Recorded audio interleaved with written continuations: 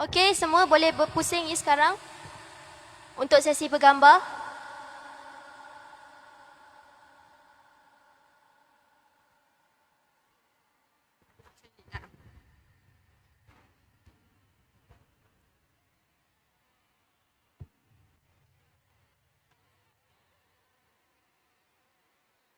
Okey, subhanallah. Semua dah ready? Boleh simpan dulu kamera masing-masing. Boleh kita fokus untuk gambar insya-Allah? Okey, semua dah ready insya-Allah? Bismillah, boleh turunkan kamera. Ready untuk bergambar insya-Allah. Boleh pandang kamera?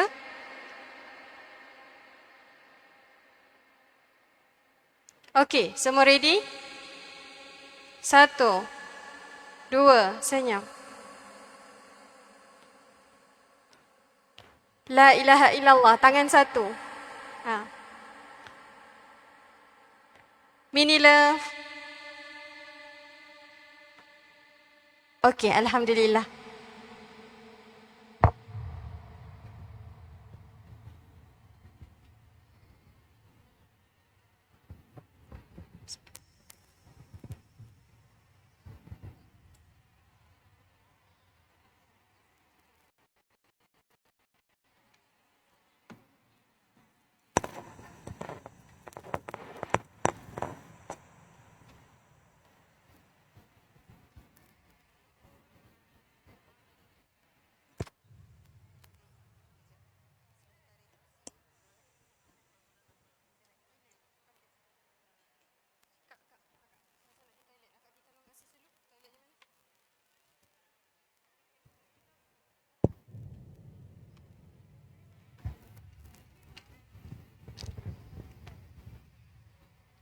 Assalamualaikum warahmatullahi wabarakatuh.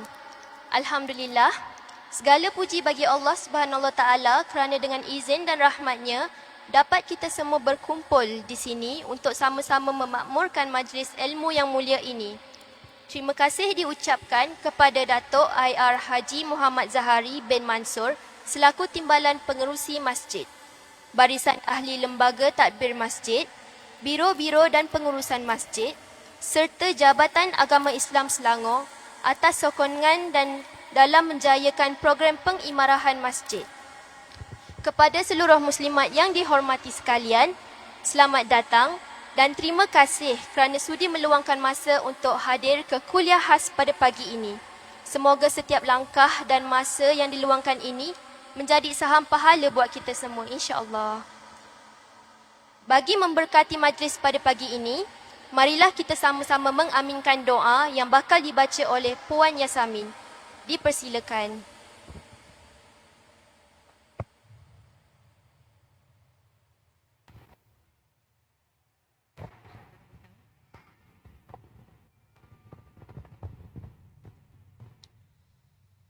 Bismillahirrahmanirrahim. Alhamdulillahi Rabbil Alamin. Hamdan syakirin. Wassalatu wassalamu ala rasulina Muhammadin wa alihi wa sahbihi ajma'in. Allahumma Rabbana taqabbal minna. Innaka antas sami'ul alim. وتب علينا إنك أنت التواب الرحيم. اللهم فرج همومنا. اللهم نفس كروبنا. اللهم اقض ديوننا. اللهم اشف مرضانا. اللهم عاف مبتلانا. اللهم أصلح أولادنا. اللهم اغفر لموتانا وخص منهم الآباء والأمهات وارحمهم كما ربونا صغارا. اللهم إنا نستغيث برحمتك يا حنان يا منان يا حي يا قيوم يا بديع السماوات والأرض يا ذا الجلال والإكرام. اللهم انصر إخواننا المسلمين والمجاهدين والمستضعفين في فلسطين وفي سوريا وفي كل مكان وفي كل زمان. اللهم يا مجيب السائلين أغننا بالعلم وزينا بالحلم وأكرمنا بالتقوى وجملنا بالعافية. اللهم أحسن عاقبتنا في الأمور كلها وأجرنا من خزي الدنيا وعذاب الآخرة. اللهم انفعنا بما علمتنا وعلمنا ما ينفعنا. ربنا زدنا علما نافعا. ربنا آتنا في الدنيا حسنة وفي الآخرة حسنة وقنا عذاب النار. وصلى الله على سيدنا محمد وعلى آله وصحبه وسلم والحمد لله رب العالمين.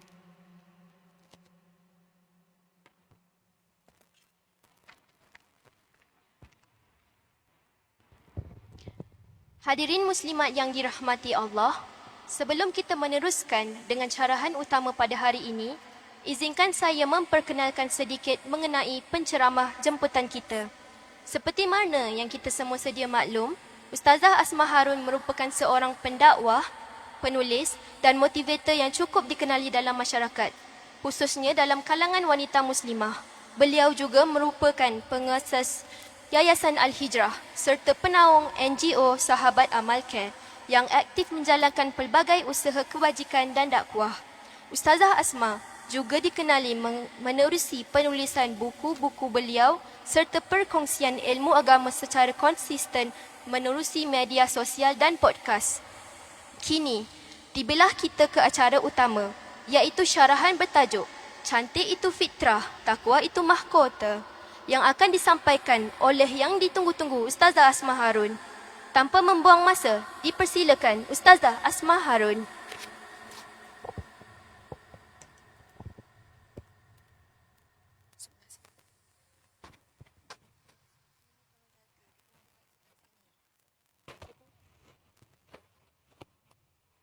Subhanallah, Subhanallah, Subhanallah, walhamdulillah, wala ilaha illallah, wallahu akbar.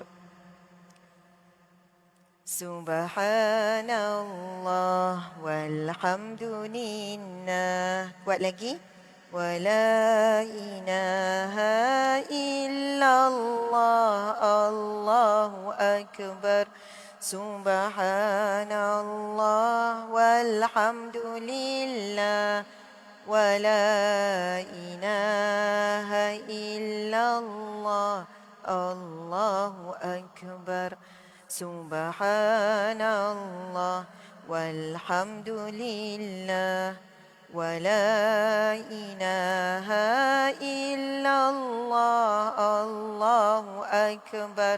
Subhanallah, walhamdulillah, wala ilaha illallah, Allahu akbar. Semangat lagi. Subhanallah, walhamdulillah, wala ilaha illallah, Allahu akbar. Subhanallah, walhamdulillah, wala ilaha illallah, Allahu akbar. Sallallahu ala Muhammad, sallallahu alaihi wasallam, sallallahu ala Muhammad, sallallahu alaihi wasallam.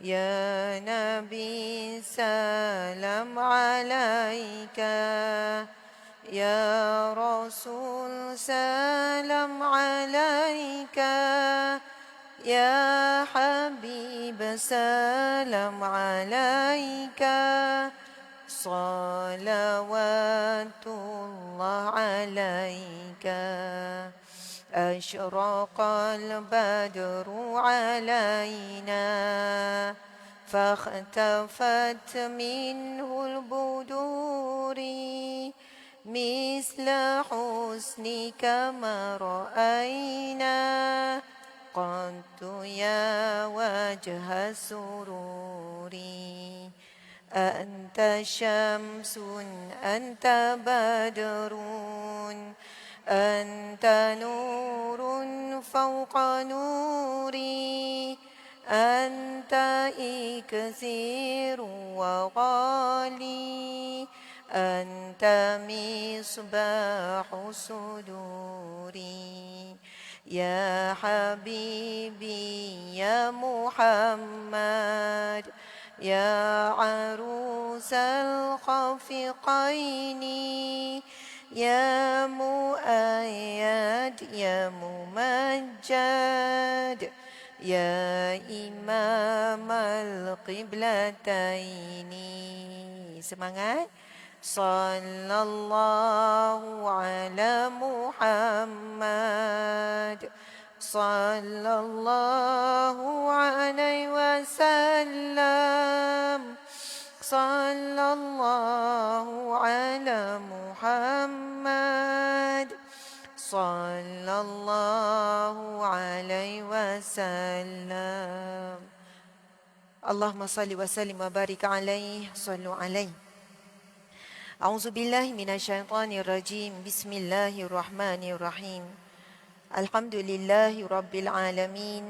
Wassalatu wassalamu ala asyrafil anbiya'i wal mursalin wa ala alihi wa sahbihi ajma'in.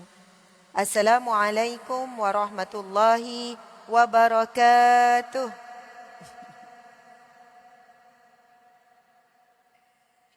Apa khabar semua? Ingat kanak-kanak riang mana tadi ya? Oh, betul. Masya Allah. Apa khabar Irma Hasmi? Itulah sebab ketara sangat tu. Walaupun dia macam harap orang tak nampak, memang ketara. Alhamdulillah, alhamdulillah, alhamdulillah. Alhamdulillahi rabbil alamin. Wassalatu wassalamu ala asyrafil anbiya'i wal mursalin wa ala alihi wa sahbihi ajma'in. Alhamdulillah, kita bersyukur kepada Allah muslimat sekalian, para wanita salihah, bidadari di jannah, insya-Allah. Wahai para wanita yang lemah lembut, tak menyaut ya. Wahai para wanita yang selalu rendah suara pada suami, ya. Wahai para wanita yang selalu sopan santun, yang rajin, yang kuat ibadah, yang menjaga kesihatan diri, yang makan sikit. Itu salah? Itu tak? Oh, okeylah. Saya tukar. Yang sikit-sikit makan. Yang tu betul. Yang tidur sikit. Ke sikit-sikit tidur. Yang shopping sikit. Oh, tak juga. Okey, saya betulkan. Yang sikit-sikit shopping. Subhanallah. Masuk je dalam masjid ni tadi, memang terasa auranya yang luar biasa. Ya, faktor rumah Allah itu sendiri dan faktor wanita-wanita yang hadir. Dengan wajah yang senyum indah, yang memancarkan rasa syukur, sabar dan redha. Kalaulah semua wajah yang indah tu sebab bahagia, tak semestinya. Sebab ramai wanita yang sangat kuat menyembunyikan air mata, kekecewaan, derita, ujian di sebalik senyumannya. Dan orang yang mampu senyum dalam menanggung beban yang berat, senyuman itulah paling indah, paling cantik, paling powerful dan paling tinggi nilai sedekah di sisi Allah. Senyum masa happy senang, betul kan? Senyum masa tengah susah hati, tengah bimbang, tengah stres, lagi tinggi. Kan Nabi sebut, senyuman itu berwajah manis itu adalah sedekah. Masya Allah. Macam sedekah juga, bila kita beri pada waktu yang kita memerlukan, dalam keadaan kita susah, sedekah itu naik tinggi nilainya, sedekah harta. Sama juga sedekah senyuman, lagi susah situasi kita untuk senyum tapi tetap senyum, Masya Allah, lagi tinggi nilai sedekah senyuman tersebut di sisi Allah. Masya Allah. Kalau hari ini kita tak mampu nak tersenyum pun kepada manusia, senyumlah kepada Allah. Allah tidak pernah menganiaya kita. Walaupun kita dalam sedih, dalam susah hati, dalam berat. Kerana sebenarnya yang terbaik adalah perancangan Allah. Banyak apa yang kita nak, apa yang kita rancang tak seperti mana yang kita dapat kan. Tetapi orang beriman sentiasa yakin bahawa Allah ada merancang sesuatu yang jauh lebih baik. Aku kena bertahan, aku kena sabar, kena nantikan hikmah yang akan tersingkap daripada ujian. Masya Allah. Terima kasih kepada penganjur iaitu Masjid Raja Bendahara Tengku Badar Shah, Masjid Denai Alam, Shah Alam, Selangor. Saya tak ada maklumat pasal masjid. Biasa tim saya sediakan sikit background pasal masjid apa semua. Jadi kali ini mereka tak sediakan. Jadi saya tak tahu, cuma saya tanya tadi. Ni masjid baru lalu dijawab baru setahun lebih. Dan masjid ni sangat besar. Bila nak pergi tandas belakang, besar lagi. Kiri kanan. Saya tak tahu berapa. Biasanya ada maklumat lah. Maklumat tak susah dah nak cari sekarang. ChatGPT je. Kan? Latar belakang, tarikh, apa semua maklumat. Saya rasa kapasiti ni paling kurang 5,000 boleh muat dalam satu masa. Mungkinlah solat Jumaat. Dan masjid ni Masya Allah, Masjid Raja Bendahara Tengku Badar Shah. Ini mesti ada nama sempena raja lah ya. Bunyi raja-raja ni. Minta maaf lah, saya tak kenal. Terima kasih kepada Datuk IR Haji Muhammad Zahari bin Mansur, penolong pengerusi Lembaga Tadbir Masjid. Terima kasih Datuk. Jadi tadi Datuk yang ambil gambar tu kan. Pasu isterinya mana Datin? Datin ada duduk di sana. Masya Allah bersama isteri tercinta. Luar biasa. Awal lagi Datuk dah standby. Jadi cameraman. Lepas tu Datin busy kat saya. Itu memang minat dia. Siapa lagi suami dia minat ambil gambar? Susah ni orang lelaki minat ambil gambar kan. Suruh isteri posing ambil. Awak duduk sini, saya ambil gambar. Macam tu. Subhanallah. Terima kasih Ustaz Muhammad Adam bin Mustafa, pengurus masjid. Terima kasih Puan Nur Aisyah binti Zainuddin, Ketua Biro Muslimat. Barisan Ahli Jantung Kuasa Pentadbiran Masjid. Dan yang sangat diraikan, dialu-alukan semua para jemaah yang hadir, para wanita solehah sekalian. Alhamdulillah, tahniah. Dan tidak lupa MC Puan Diana binti Nordin dan yang membacakan doa Ustazah Yasamin. Masya Allah, Ustazah duduk tepi Datin. Alhamdulillah, tajuk kita ni cantik itu fitrah, takwa itu mahkota. Baru saya faham sebab antara sponsor utama kita adalah Dr. Linda Skyhill. Mungkin pakar hormon wanita ni. Saya pun pernah dapatlah khidmat Dr. Linda, Masya Allah. Jadi sebab itu tajuk hari ini ni cantik itu fitrah, takwa itu mahkota. Masya Allah. Mana ya? Ada tak tim berikan? Dek, nota yang dah ada? Oh sorry ya. Bukan ada yang saya bagi latest. Tim R&D tak ada? Okey, minta maaf sebab saya ada on the way tu mesti siapkan nota apa semua yang perlu dikeluarkan dalam tab. Lepas tu saya memang fokus kepada cantik. Siapa nak cantik? Angkat tangan. Okey, yang tak angkat tu mungkin sebab saya dah cantik. Tak ada, daripada lahir memang cantik. Semula jadi cantik. Dan tak payah buat apa sangat. Tetap cantik. Keturunan 7 keturunan cantik. Jadi dia tak perlu macam bersusah payah sangatlah.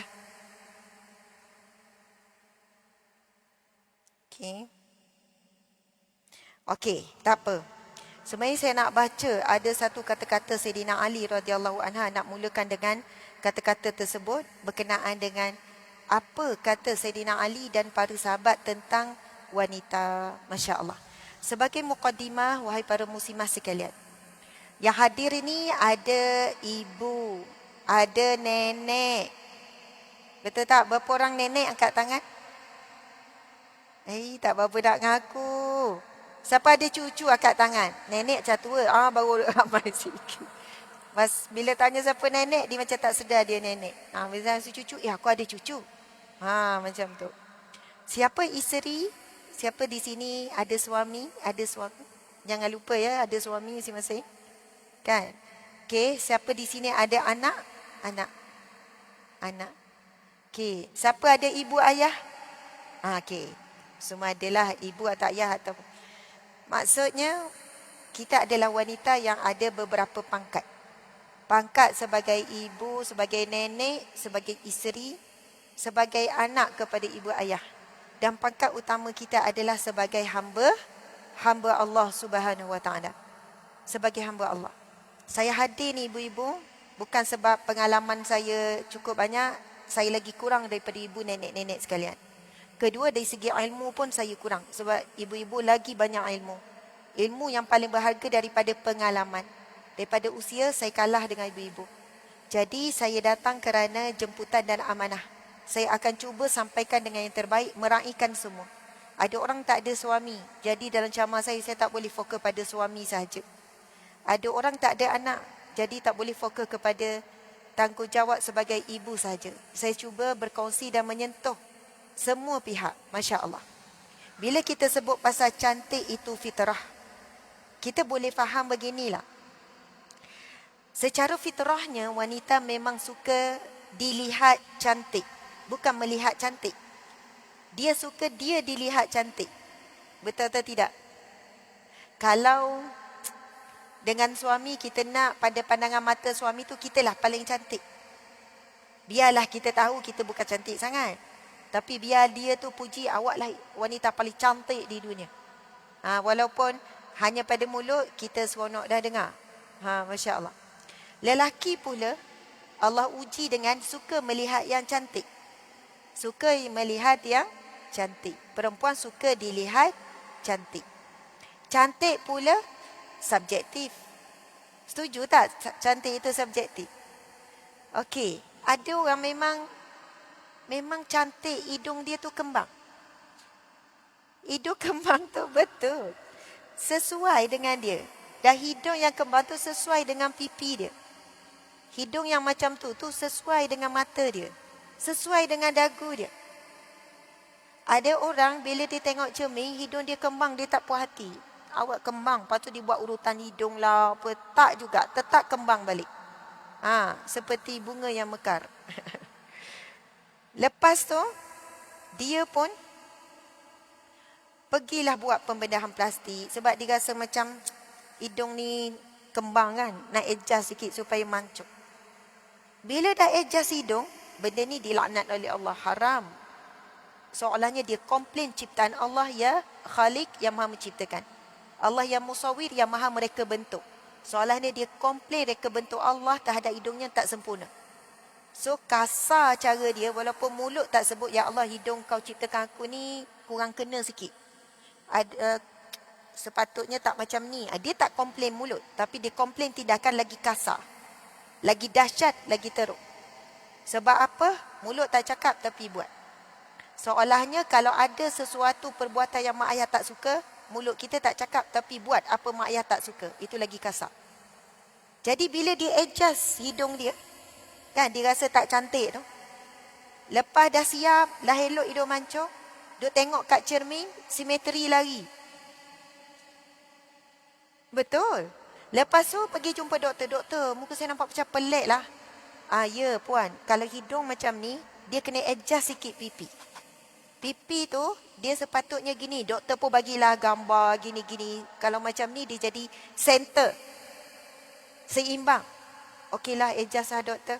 Sebab ramai orang tegur dah saya. Awak macam lain lah. Macam pelik lah. Dia dah hilang dah cantik tu. Dia jadi pelik. Cantik pelik. Cantik bukan semula jadi ciptaan Allah. Dia mungkin cantik tapi mata cepat jemu melihat. Tapi cantik yang dijaga kerana mensyukuri nikmat Allah. Apa jua bentuk kita syukuri. Apa jua warna kita syukuri. Dia punya air wajah, air muka tu cantik yang tak jemu mata memandang. Tapi hari ini cantik plastik itu, cantik sekilas mata memandang, tapi cepat jemu. Dia tak pergi ke hati. Dia cuma terpesona dengan sekilas pandang je. Wow, cantik. Wow, gitu je.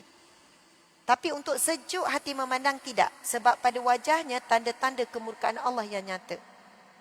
Na'udzubillah min zalik. Lepas tu dia adjust lah pipi dia sebab doktor dah lukis-lukis jadi macam ni. Nanti selepas generate AI je kan. Nanti muka awak akan jadi sini. Okey. Adjust lah pipi. Okey. Dah pipi adjust. Nampak pelik pula. Jumpa doktor lagi. Doktor kata sebenarnya saya nak cakap dah gitu. Tapi saya tak cakap lah. Kita step by step. Sebenarnya dagu kena adjust sikit. Bila pipi dah macam ni. Bila dagu pula tak sesuai. Dia kena tajam sikit. Dagu pula. Lepas dah dagu, bawah dah okey dah ni, separuh. Sekarang tak kena dengan mata pula. Sebab separuh dah perfect shape. Okay, kita kena jadi eye cat sikit. Kena eye cat pula. Ya, eye cat apa semua tu kan. Lepas tu dahi, lepas tu kening, lepas tu semua. Biji mata je tak boleh ubah. Dah berapa orang yang buat pengakuan depan saya. Sama ada kawan ataupun individu sendiri. Buat pengakuan apa? Semua muka dah tak ori, tinggal biji mata je sebab tak boleh ubah biji mata. Yang lain semua buat pembedahan. Niat saya Ustazah asalnya satu je. Bibir je. Sebab orang selalu kata bibir saya muncung. Daripada kecil saya kena ejek bibir muncung. Saya bibir muncung. Daripada kecil orang panggil saya muncung. Saya tahulah tu orang panggil saya. Masa kecil kan kena ejek kan. Rupanya mulut muncung ni nak suruh pandai ceramah. Kalau dulu kan muncung orang panggil muncung. Tak ingat nama orang panggil muncung. Lepas tu Masya Allah. Jadi dikata nak adjust bibir je. Tapi bila dah adjust bibir, tak kena dengan dagu, tak kena naik, habis kena adjust. Dan akhirnya orang yang ubah wajah ni sebab nak cantik, obses cantik ni. Satu dunia muka dia orang macam spesen. Contoh beginilah, siapa yang dah buat, kalau ada yang hadir ataupun yang dengar secara live, bertaubatlah dengan taubatan nasuha. Taubatan nasuha 3 syarat. Pertama, menyesal sungguh-sungguh. Bila menyesal, dia tak pernah rasa bangga walaupun orang puji. Lepas dia jadi cantik, macam perfect dah semua ni bentuk, ada orang puji. Lawalah. Orang ni mungkin tak tahu wajah sebenar sebelum orang baru dikenali. Cantiknya terletak elok hidung, mulut. Tapi kalau kawan sekolah tahulah. Dia puji tu dalam hati keji. Lawalah, kau lawalah. Belakang, kau perasan tak dulu dia lain? Dengan kawan-kawan lah. Memang fake tu. Muka dia tu fake. Tapi orang baru kenal, memang impress lah. Hidung terletak elok, mulut memang, cantik semua. Tak ada, kan? Tak ada bengkang-bengkok. Perfect kejadiannya. Jadi kalaulah taubatan nasuha, bila orang puji, dia tak ada rasa bangga. Tak ada rasa bangga. Melainkan rasa adalah bersalah, berdosa. Untuk setiap pujian itu membuatkan dia sering teringat dan mengingatkan dia akan dosa dan dia tak pernah berhenti memohon ampun dengan Allah. Contoh begini, orang yang baru berhijrah ataupun dah lama berhijrah. Dia takkan bangga dengan dosa dia yang lalu, takkan. Dia takkan masa cerita pasal hijrah dia. Ataupun bila dia tengok ada orang pakai seksi. Alah, itu bukan seksi sangat. Aku dulu skirt, tak apa. Dulu baju aku ketat. Macam ni tersembur, contoh. Kalau masa dia dah hijrah, dia bercerita masa dia sebelum hijrah dengan bangga, dia belum taubatan nasuha. Bahkan, kalaulah dia ditanya macam mana hijrah dulu, dia cerita yang biasa-biasa saja. Bahkan dia pun kata, saya tidak bangga sedikit pun dan saya nak cerita pun malu. Saya mohon Allah ampunkan. Saya mohon orang pun lupa saya dulu macam mana. Sebab inilah diri saya yang terbaru. Inilah diri saya yang sebenar. Di hadapan Allah dan saya usaha untuk jadi baik. Ada orang dulu dia samseng, lepas tu dia dah berubah. Ada orang bangga cerita macam mana samseng dia dulu. Macam mana teruknya dia dulu perangai, macam mana apa dosa saya tak buat dulu Ustazah. Arak saya minum ini, saya dah rasa dah semua. Dia ada nada yang berbeza. Kalau nada yang isaf, Allah dulu saya macam-macam lah. Air kotor tu pun saya, Allah malu saya nak sebut. Dia bercerita tu dengan rasa aib. Dengan rasa malu. Dengan rasa mengharap Allah ampunkan dan Allah delete semua. Tapi ada yang menceritakan dengan rasa bangga. Sebab itu kita lihat ada artis. Minta maaf lah ya. Puan artis. Bila dia berhijrah, dia berusaha untuk memadam semua gambar yang lama-lama. Bahkan ada yang sanggup bayar, Google lah bayar, YouTube lah bayar, sebab benda tu boleh dibayar, untuk padam semua. Ketika dia belum berhijrah, sama ada video ke, sama ada gambar ke, dia berusaha. Dan bukan bila ada orang puji, orang bangkitkan balik video lama, gambar lama, dia bangga. Bila orang puji, dia ni memang lawa daripada dulu lah, masa sebelum berhijab pun tengok lah. Memang body dia macam ni lah, bukan sekarang je lagi gini-gini. Setiap kali naik balik, dia akan rasa, ya Allah, tolong ya Allah, kau padamkan semua ni, macam mana nak buat ni. Itu ciri taubatan nasuha. Yang pertama, menyesal. Yang kedua, meninggalkan terus perbuatan tersebut. Dan yang ketiga, bertekad untuk tidak mengulangi lagi. Jadi terjawab hari ini, beberapa hari lepas ada artis yang buka balik tudung. Lepas tu kerana alasan tidak mahu hipokrit, dan alasan juga kerana nak jadi diri sendiri. Macam-macam kan? Hakikat sebenarnya dia sedang menipu diri sendiri. Boleh jadi tuan-puan sekalian, kita pun tidak boleh menilai apa sebenarnya yang sedang berlaku. Tetapi, Masya Allah, saya nak sebut, tidak dikatakan hipokrit kalau kita depan orang baik, belakang kurang baik. Bukan hipokrit. Kalaulah kita nak sama, kita kata kita tak nak hipokrit, tak ada duduk sopan macam ni. Kat rumah duduk macam ni ke lama-lama? Oh, macam-macam. Dia duduk, terkangkang lah, itulah, inilah, terlentang apa semua. Tapi dalam majlis, kita pandai bawa diri di hadapan orang. Kalau makan kat rumah, mana ada sopan sangat? Cip-cap-cip-capnya bunyi, itu, ini, makan, laju. Tapi kalau dalam majlis, lagi kalau program dekat hotel, makan tu kan, senyum-senyum makan. Tambahlah lagi. Cukup. Oh, kat rumah tak ada. Cara jalan depan orang sopan. Kat rumah ataupun dengan adik-beradik, gelak depan orang ramai dalam majlis formal. Kat rumah. Kalau betul nak jadi diri sendiri, tak nak hipokrit, samakan. Tak ada beza. Kasar depan orang gini.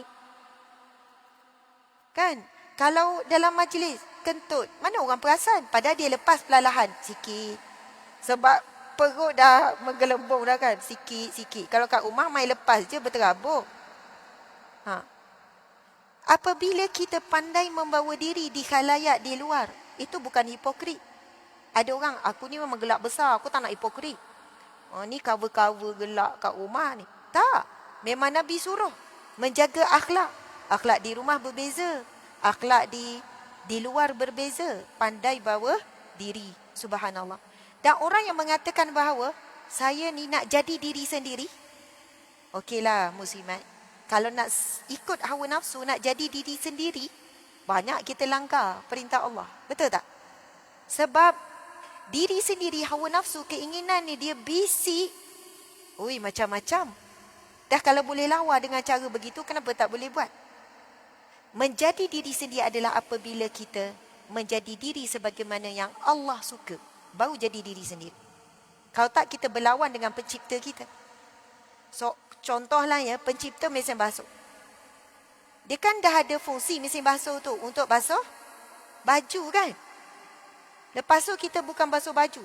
Basuh apa? Basuh pinggan mangkuk dalam tu. Rosak tak mesin basuh tu?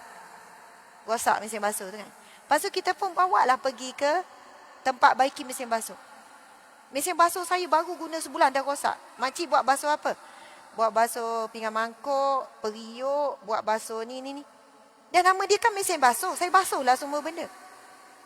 Saya kata, makcik, orang yang baiki ni, makcik dah salah tujuan. Mesin basuh ni tujuannya baju saja, tak boleh basuh benda-benda lain. Bila salah tujuan jadi rosak. Apa tujuan Allah ciptakan kita? Allah berfirman, "Wa ma khalaqtul jinna wal insa illa liya'budun." Tidak aku ciptakan jin dan manusia melainkan untuk memperhambakan diri, menjadi hamba kepada Allah. Kalau kamu ikut tujuan Allah ciptakan ni, maka kamu jadi diri sendiri. Kamu akan tenang, kamu akan bahagia, kamu akan jumpa diri kamu dalam pengabdian kamu kepada Allah. Masya Allah. Jadi itulah langkah kita. Selama ini kita hidup 40 tahun, 50 tahun, 60 tahun. Kita dalam proses jadi diri kita sendiri. mengikut kehendak pencipta kita, bukan mengikut kehendak kita. Sebab kita pun sebenarnya tak berapa kenal diri kita. Kita boleh jaga diri kita ke? Tak boleh. Okey. Daripada awal tadi sampai sekarang, muslimat, berapa kali mata kita mengelip? Ada ke orang kira? Kita boleh kontrol tak mata mengelip? Sekarang kelip. Buka. Okey, sekarang jangan kelip. Apa-apa berlaku jangan kelip. Oh, saya pun tak sedar mengelip dah. Siapa yang jaga tu? Allah. Kita tak tahu. Air mata kita, Allah bagi ngam-ngam. Tak lebih, tak banyak. Tak kurang. Ada ke orang mengalir je kena tadah pergi mana-mana bawa gelas. Dah kenapa air mata terlebih? Taklah terlebih. Tak ada. Allah bagi 50-60 tahun. Allah servis mata kita ngam-ngam. Masa Ramadan puasa tak minum air setitik 13 jam pun tak ada terkurangnya air mata. Kalau bergaduh dengan lelaki masih banyak lagi keluar. Tak ada. Oh, saya bulan Ramadan air mata kurang. Jadi bila gaduh tu air mata tak keluar. Oh, tak. Tak tahu. Ajaibnya Allah jaga kita. Allah bagi semua kita nak, Allah jaga. Maka sebagai tanda syukur kita menjadi hamba Allah Subhanahu Wa Taala. Okey. Muslimat sekalian, sekarang saya nak mula. Cantik itu fitrah, takwa itu mahkota. Saya memang nak fokus kepada perkataan cantik itu. Cantik itu kita sebut apa tadi? Fleksibel pula. Apa panggil? Subjektif. Subhanallah, subjektif. Siapa dia rasa dia cantik? Angkat tangan. Wajib semua angkat. Marilah kita perasan sama-sama. Tak kiralah body bentuk macam mana. Tak kiralah wajah macam mana, semua cantik. Masya Allah. Kan Allah berfirman, laqad khalaqnal insana fi ahsani taqwim. Maka sesungguhnya aku menciptakan manusia dengan sebaik-baik kejadian. Seindah-indah kejadian. Jangan sebab dulu kita macam tiang elektrik, sekarang macam mesin basuh. Ataupun peti ais, petak daripada atas sampai bawah. Dah lebar. Kita rasa kita kurang cantik dah. Itu pandangan zahir. Kecantikan hakiki adalah pada cantik hati dan pandangan mata hati. Betul kan?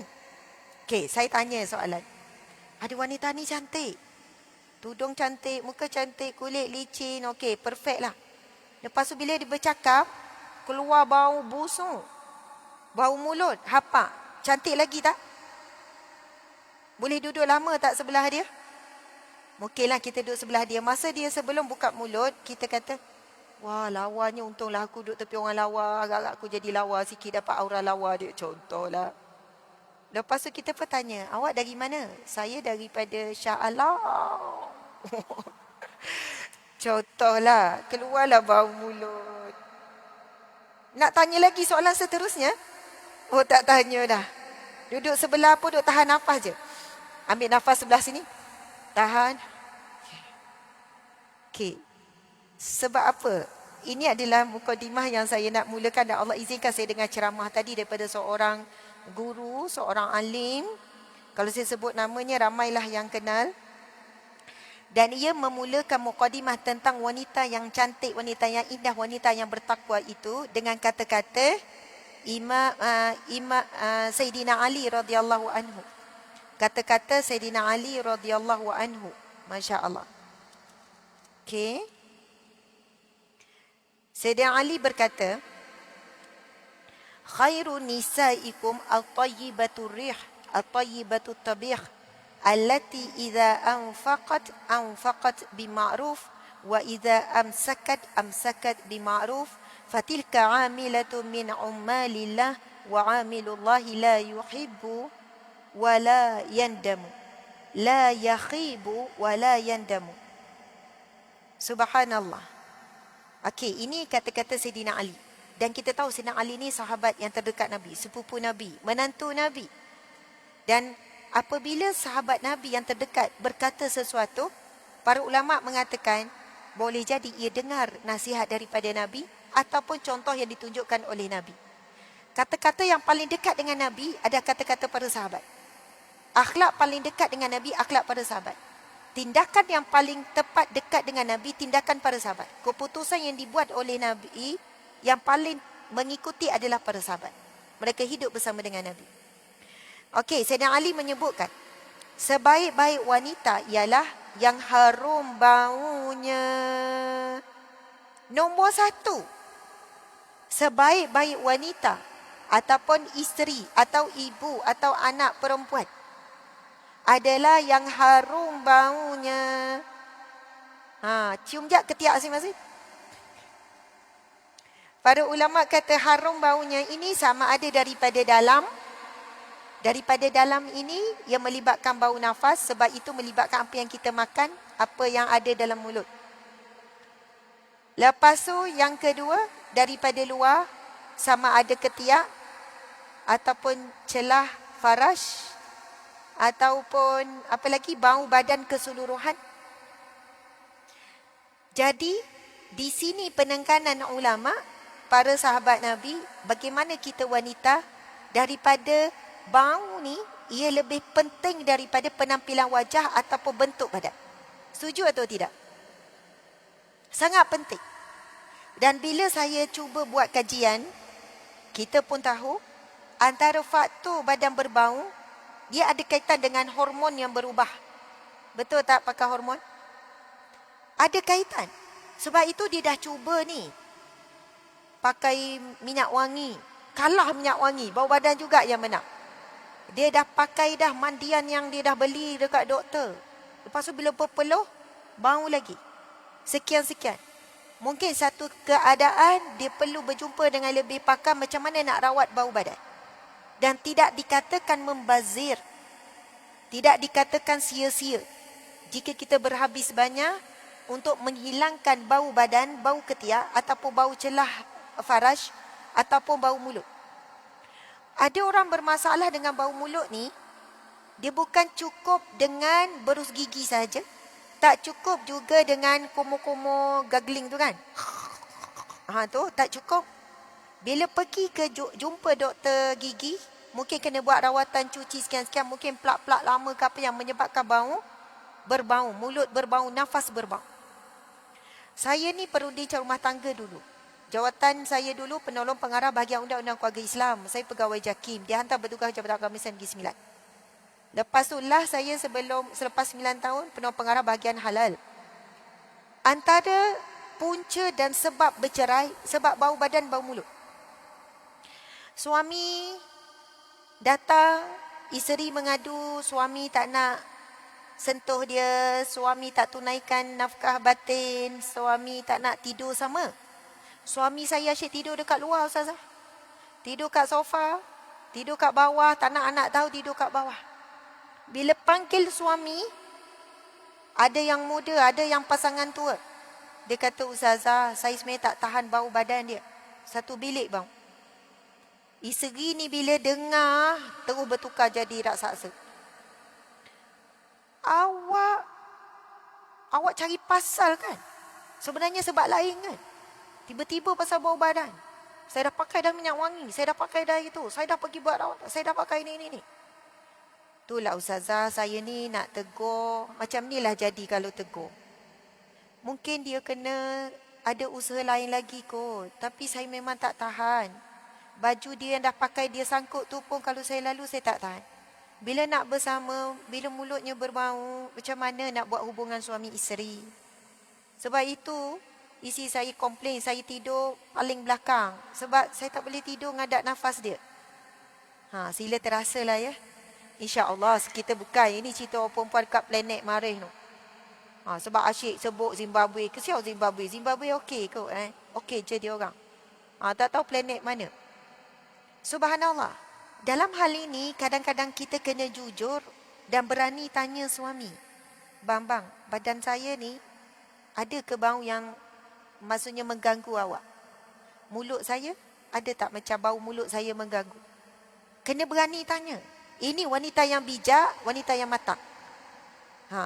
Jangan pula bagi amaran. Sebelum jawab, awak kena berhati-hati. Fikir betul-betul sebelum jawab. Fikir betul. Warning dulu suami pun. Memanglah jawab salah, tak jawab salah. Lebih baik tak jawab. Memang kena tanya sebab kadang-kadang orang yang berbau, dia tak sedar dia berbau. Setuju atau tidak? Ya, sebab dia dah imun dah dengan bau tu. Dia tak akan sedar, dia tak akan tahu. Saya dulu masa belajar di universiti dululah, di uni dulu. Ada seorang sahabat, seorang kawan sekelas ni, memang kuat sangat bau badan dia.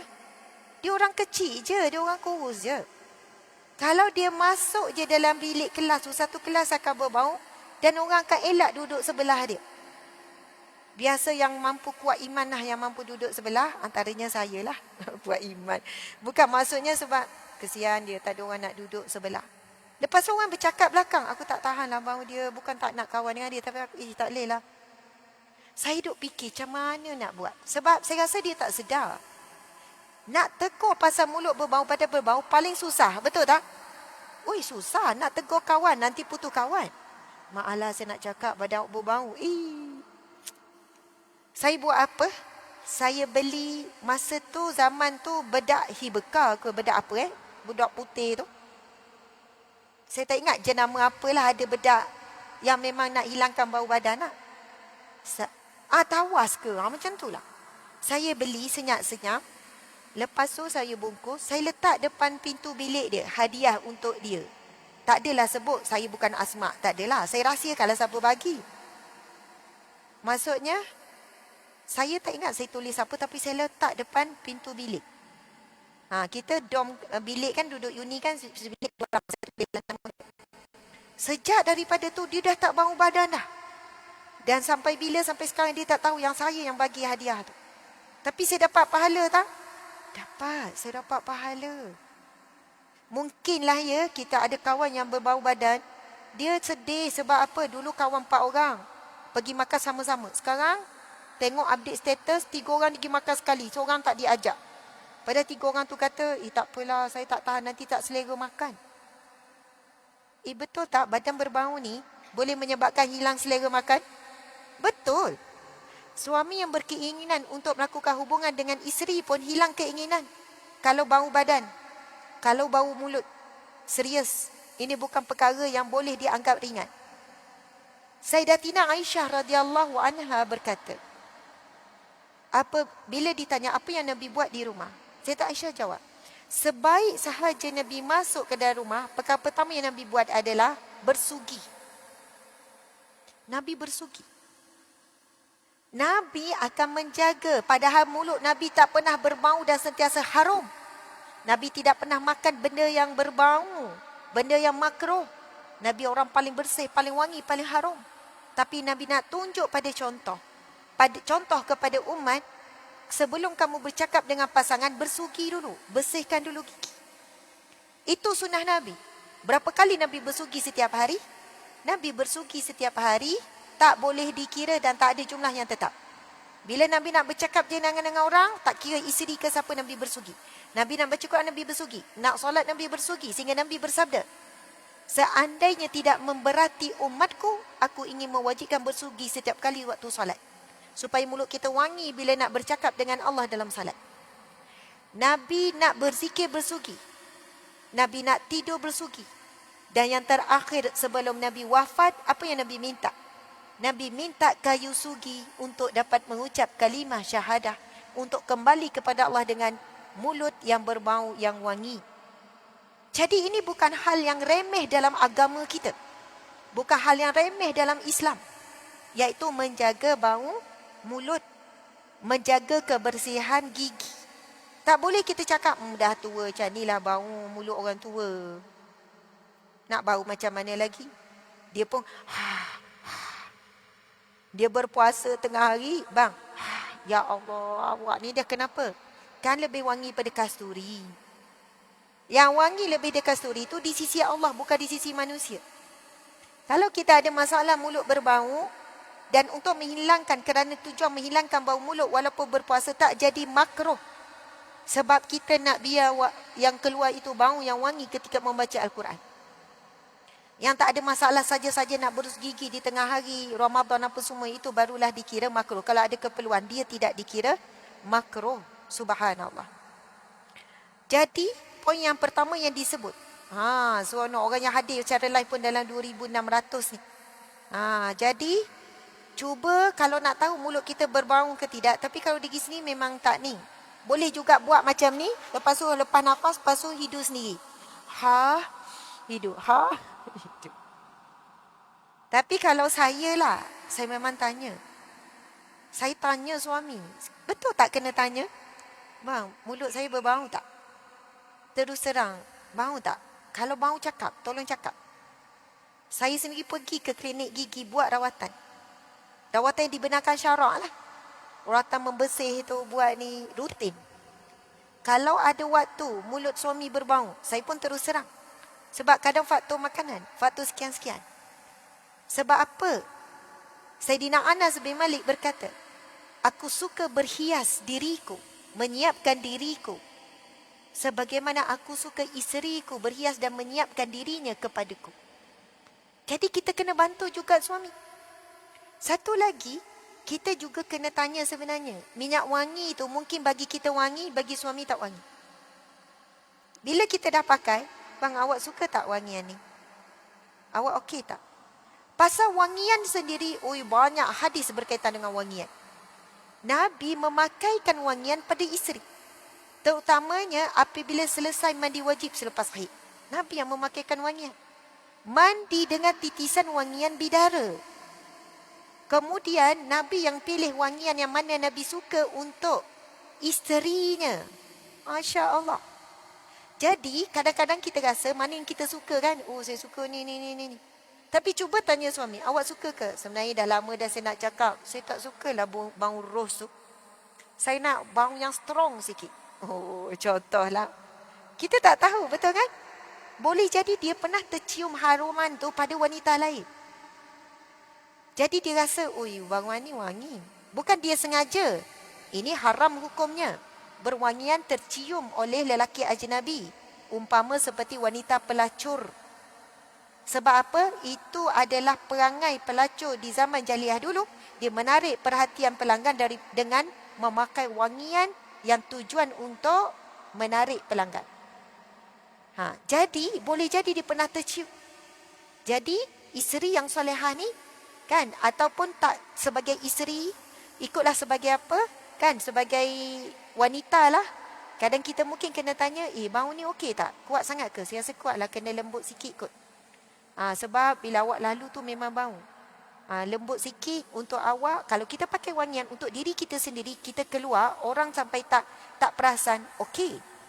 Sebab orang ada masalah bau badan, kadang-kadang tu dia kena cover dengan sedikit, nak kata perfume ke, ataupun apa, deodoran. Deodoran pun tolonglah kita jaga yang elok, bukan sumber yang, deodoran pun bahaya doktor kan. Chemical boleh menyebabkan kanser. Merosakkan gangguan hormon. Okey. Kita pergi kepada seterusnya. Sayyidina Ali sebut sebaik-baik wanita ialah yang harum baunya. Okey, saya terlintas ni ya. Saya tak boleh move on lagi pasal baunya.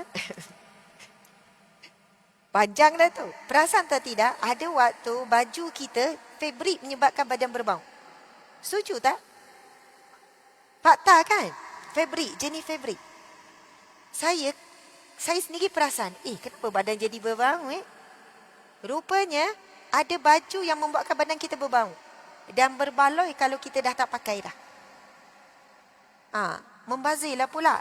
Mungkin kena bagi hadiah dekat orang walaupun cantik. Mungkin orang tu sesuai. Ataupun biar dialah pula berbau. Bukanlah dengan tujuan tu. Ya. Sebab itu kadang ada ketikanya kita beli pakaian kain fabrik yang lebih berkualiti sebab nak jaga bau badan. Yang kedua, kadang-kadang yang boleh jadi berbau adalah mandian yang kita pakai. Itu fakta tak? Jenis mandian. So kita pun tukarlah mandian lain. Walaupun mandian kita beli tu mahal, organik apa, tapi berpeluh dia keluarkan bau yang kurang selesa.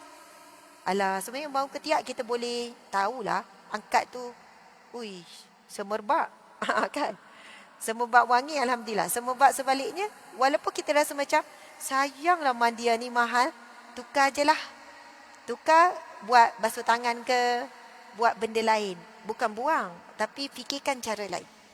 Masya Allah. Adakah membazir? Tak membazir. Dapat pahala lagi. Siapa sahaja yang menjaga wangian, kebersihan, haruman diri, pahala di sisi Allah sangat besar. Masya Allah. Okey, yang kedua, Sayyidina Ali sebut. Pertama, sebab baik wanita yang harum baunya. Yang kedua, baik masakannya. Baik masakannya. Yang lama tak masak, sila terasa. Hai, saya pun terasa ni. Saya dah berapa lama gak tak masak ni. Jom buat masak-masak. Telina ajak. Masya Allah. Okey, Ustazah, macam mana saya ni ada pembantu dekat rumah. Ada pembantu di rumah. Jadi sebab itulah saya lama tak masak. Nanti pembantu tu buat kerja apa, kan tak ada kerja pula dia. Tak ada masalah wanita yang ada pembantu dan pembantu yang masak. No problem. Tetapi biarlah masakan yang dimasak oleh pembantu tu mengikut selera suami. Sampai dia ajar pembantu tu cara masak. Kalau yang suami saya suka gini, lauk suami saya suka gini, meh saya ajar bla bla bla bla sekian-sekian. Itu pun subhanallah dikira adalah isteri yang sebaik-baik isteri atau wanita yang memasak atau menyediakan makanan yang disukai oleh suami atau ahli keluarga yang tak ada suami yang kecil hati. Boleh je yang saya sebut suami tu gantikan dengan anak ke, adik-beradik ke, siapa-siapa yang ada di rumah lah. Jadi kalau ada pembantu, sebaik mungkin kalaulah pembantu dah masak, yang menghidang adalah isteri yang hidang. Isteri yang letakkan lauk, isteri yang ini, isteri yang ni. Bukannya sampai kita hanya duduk sahaja, nak angkat pinggan pun. Memang boleh. Memang boleh. Suami mungkin tak kisah pembantu dah hidang semua, kita tinggal duduk je. Tetapi kenalah kita yang rasa kisah. Suami mungkin tak kisah. Tapi bila kita angkat, kita hidang elok-elok. Kalau mak saya bab menghidang ni, cukup, sangat cukup menjaga bab menghidang. Tak pernahlah kami 10 adik-beradik dan pantanglah mak saya umur 64 sekarang. Saya umur 43. Rakan sebaya mak saya ramai ni kan. Tak pernahlah hidang periuk atas meja. Tak pernah. Hidang kuali walaupun kecil atas meja. Tak pernah. Daripada kecil, mak ajar hidangan atas meja sebaik yang mungkin. Pinggan mak ayah, pinggan yang khusus. Bukan mak ayah nak ajar supaya beza-beza kasta dalam keluarga, tak. Gelas mak ayah pun gelas khusus. Kami takkan pakai gelas yang sama dengan gelas mak ayah. Pinggan mak ayah paling cantik, paling elok. Itu setting untuk mak ayah. Ayah duduk meja ujung kan. Mak duduk sebelahan. Dan semua kena pinggan yang sama. Tak ada bercampur-campur. Saya bukan kata orang yang campur-campur pinggan tak elok. Tak. Saya tak tahu itu cara mak saya mendidik. Mak saya cikgu. Cikgu sains, cikgu fizik, cikgu mat. Dah pencen dah lah. Ambil pencen muda dulu, umur 53. Cikgu sains lah. Sekolah sama penuh apa semua. Maksud saya, mak saya, kalau kita fikir orang sains, orang cikgu sains ni mungkin strict, mungkin disiplin. Boleh jadi karakter tu lah. Anak-anak sama. Tak boleh kami, yang ni warna lain, yang ni lain, yang ni shape lain, ni saya tak. Gelas pun sama. Semua kena ada susunan dah. Sebab adik-beradik 10 orang, meja panjang ayah tempah, semua wajib makan, waktu makan, semua wajib berjemaah. Kalaulah mak hari tu, hampir setiap hari mak akan balik lewat. Pukul 5 baru sampai, pukul 6. Sebab sekolah sama penuh, hari-hari ada kelas tambahan. Nak kejar ni kan. Nak kejar, apa ni panggil? Bukan semata-mata silibus, kejar ranking. Bila sekolah Sains Terengganu, sekolah Sains Sultan Mahmud. Jadi setiap petang. Kami memang tak akan makan nasi walaupun lapar tengah hari. Ayah tak akan cakap, walaupun lauk dah semua siap, ayah tak akan cakap makanlah dulu sampai lapar. Takkan. Pandai-pandai makan apa, nasi ke, air ke, minum air ke, apa ke, roti ke, bukan nasi, roti ke, wajib tunggu mak balik. Dan kalau kita dah kenyang, contoh dekat sekolah, dah ada makan, sekolah tambahan, tak boleh, kami takkan dibenarkan jawab, dah kenyang, tak nak makan, tak mau makan, tak. Kenyang pun duduk, lapar pun tunggu. Mesti jamaah makan sama-sama. Dan akan setting 3 hidangan. Satu kawasan mak, tengah, sebab kan 10 orang, campur semua 12 orang. Ujung. Tak adanya yang ujung nak ambil. 3 setting. Lauk, sayur wajib, Sayur, kau tak ada sayur, memang takkan makan. Mak suruh adik pergi pasar tu, pergi cari sayur. Sayur wajib ini ni. Okey, 3 hidangan supaya kan Nabi sebut. Adab di meja makan. Samillah, baca bismillah. Kul biyaminik, makan tangan kanan. Wa kul mimma yalik, makan yang paling dekat. Kalau dah bersilang-silang gitu gini, jadi berebut jadi ni. Jadi nampak macam banyaklah pinggan mangkuk ni. Tak adalah banyak sangat sebenarnya. So adik-beradik ramai, dah ada jadual dah. Hari ni siapa basuh pinggan, siapa lap, siapa yang angkut. Semua ada bahagian masing-masing kan. Yang lelaki pun kena masuk, siapa menyapu. Yang angkat orang lain, yang basuh dah standby, yang menyapu sekian, ada disiplin masing-masing dah. Dekat meja makan, tak boleh berbunyi. Bercakap boleh, berbual. Tapi makan jangan. Kecuali sup je lah. Maksudnya adab di meja makan. Nabi sangat menjaga. Sebab apa bila disiplin di meja makan dijaga, saya perhatikan disiplin di tempat-tempat lain juga terjaga. Maksudnya proses mendidik berlaku ketika di meja makan.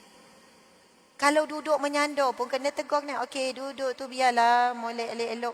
Mak ayah mula dulu baca doa, subhanallah. Tak ada kami rasa stres di meja makan ke. Tak ada rasa macam diraja ke. Tak. Makan tu normal je, borak apa semua. Tetapi semua dah tahu. Ni, bila senduk kuah. Kalau 1-2 titik pun, mak tu nampak. Senduk tu elok lah. Memang kena. Ni ada orang segini-gini. Berselerak. Betul tak? Cara kuah pula. Macam complicated je. Tak complicated kan? Benda biasa. Kuah pula, mak memang tak bagi kuah semua nasi. Ambil sikit. Bahagian depan. Tarik nasi ke depan. Lepas tu, sebab mak kata apa? Kalau tak habis nasi tu, belum disentuh, boleh bagi orang yang nak menambah. Ini kamu kalau dah letak semua, lepas tu gaul pula semua, lepas tu tak habis dah membazir. So, ambil sikit. Letak kuah bahagian depan dulu. Lepas tu, tengok cara makan. Tangan tu. Akhirnya sekarang, saya pun buat balik pada anak. Duduk, tangan tu. Jangan nak gaul semua. Ambil sikit-sikit lauk. Nasi sikit. Kalau perlu, tambah. Masya Allah. Jadi dari segi hidangan, baik masakannya ini bukan hanya masak. Tetapi sampailah kepada hidang. Memang tak dibenarkan ambil nasi daripada periuk. Walaupun untuk 2 orang je makan. Mesti nasi dalam bekas nasi. Pinggan. Oh tak ada. Kami lapar macam mana, ambil nasi, letak dalam pinggan, ambil lauk daripada periuk, letak ini. Lepas tu duduk depan TV. Oh itu memang saya rasa tak pernah berlaku. Sampai sekarang ada anak berkumpul ramai-ramai pun mesti kena hidang lauk. Kalau ada telur, ada sayur. Subhanallah. Dan perkara ini, minta maaf, orang muda-mudi hari ini ambil ringan. Kalau ibu bapa tak tegur, pergi rumah menantu tengok, ya Allah dengan periuk-periuk atas meja. Dengan kuali, sebab periuk cantik katanya. Sebab kuali pun mahal. Ini bukan kuali macam zaman dulu-dulu. Ini kuali mahal. Kan? Sambal belacang pun keluar daripada Tupperware tu. Dia buat banyak-banyak kan, dengan Tupperware ada atas ni. Tak, kalau mak saya kena keluarkan, letak dalam mangkuk, gini. Tak apalah nanti alih balik. Tak apa. Ada wanita yang jumpa saya kan, muslimat, Masya Allah.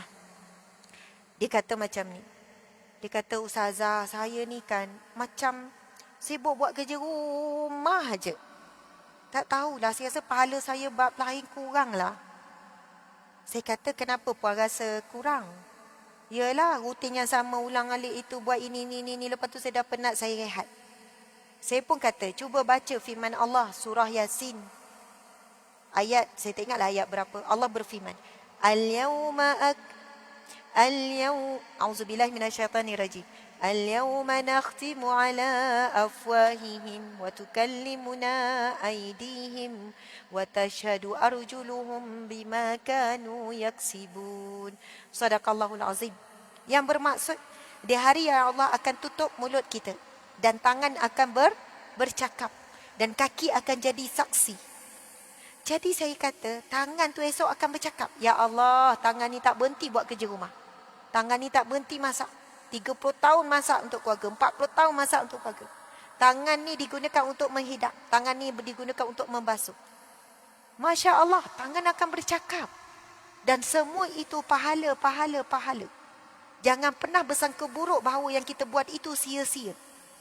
Tapi Ustazah, saya penat sampai tak bangun malam. Ustazah, saya tak bangun malam. Kata-kata Imam Syafi'i. Saya tengok Imam Syafi'i, Imam Ghazali, Imam Mu'tabar.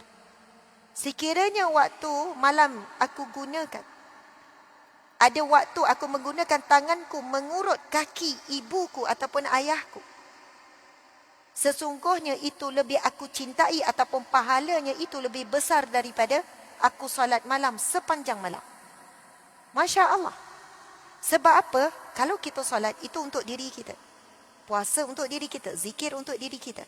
Tapi apabila kita menggunakan tangan untuk selain daripada diri kita, ini termasuk dalam kumpulan apa Nabi sebut? Ahsanun nas anfa'ulin nas. Khairun nas anfa'ulin nas. Sebaik-baik manusia adalah orang yang paling banyak beri manfaat kepada manusia lain. Dan ini cara wanita yang cantik otak ataupun cara berfikir yang cantik. Menjadi wanita yang cantik itu adalah wanita yang berjaya mengawal dan mengurus dirinya menjadi wanita yang banyak beri manfaat kepada orang keliling. Ikut kemampuan masing-masing lah. Dia boleh beri manfaat daripada masakannya, maka dia suka masak. Dia beri manfaat dari segi pandai dekor rumah dia. Bulan ni sofa belah sini, bulan depan belah sini pula. Pokok gini-gini, cantik. Manfaat tangan dia tu macam tu. Ada pula wanita kata gini, Ustazah, saya sedih lah. Kenapa? Bila saya balik kuliah kan, suami saya kadang peli. Awak ni tak habis-habis pergi kuliah. Tak berubah pun. Perangai macam sama je. Hari-hari pergi kuliah. Saya rasa macam tak nak pergi dah kuliah. Kena peli. Saya pun kata, kaki puan pergi kuliah kan? Saya pun baca firman Allah yang sama, ibu-ibu. Kaki tu akan jadi saksi. Sekurang-kurangnya kaki, makcik, jangan kecewa dengan kata-kata suami lagi dia izinkan pergi. Sebab bila kaki kita melangkah ke rumah Allah, ke majlis ilmu, kita cakap, kaki esok tu bercakap jadi saksi. Ya Allah, aku jadi saksi makcik ni walaupun kena peli dengan laki dia. Contohlah, wallahualam. Walaupun dia rasa gini-gini, tapi dia tetap pergi. Walaupun dia malu majlis ilmu tu, dia rasa dia tak layak, dia tak pergi. Aku menjadi saksi ke mana kaki dia melangkah. Jadi, subhanallah, bila kita kaitkan dengan Allah, kata-kata manusia ni tak kuat pun menghalang kita, tak melemahkan kita pun.